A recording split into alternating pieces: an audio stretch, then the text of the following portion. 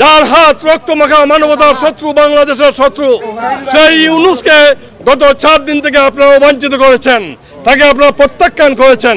প্রবাসী বাঙালি আওয়ামী লীগ নেতারা প্রত্যাখ্যান করার কারণে এই লন্ডনে ইউনূস ব্রিটিশ প্রধানমন্ত্রী কারস্থানে দেখা করতে পারেনি, ব্রিটিশ প্রধানমন্ত্রী কারস্থানে দেখা করতে পারেনি। এবং এই ডক্টর ইউনূসের সফর রাষ্ট্রীয় সফর ছিল না।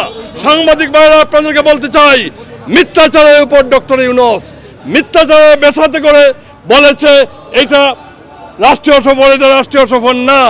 বলেছে এটা সরকারি সফর, এটা সরকারি সফর না।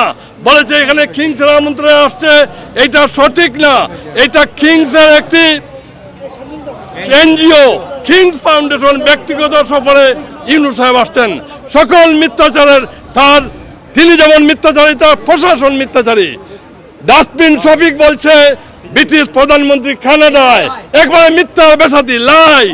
এবং এই মিথ্যাচারের, এই অমানবিক এবং অগণতান্ত্রিক ইউনূসের অবিলম্বে আমরা পদত্যাগ চাই। হাজার হাজার নেতাকর্মীকে হত্যা, নির্যাতন, নিপীড়ন, বাড়িঘরে অগ্নিসংযোগ, পুলিশ হত্যা, এই দেশকে ধ্বংসকারী হিসাবে বর্তমান দখলদার বাহিনীর প্রধান ডক্টর মোহাম্মদ ইউনূসের বিচার দাবি করেছে এবং প্রবাসী বাঙালিরা যেখানেই গিয়েছে সেখানেই প্রতিবাদ করেছেন। ইউনূস একটা মিথ্যাবাদী, মিথ্যা বলে সে বলছে এটা নাকি রাষ্ট্রীয় সফর।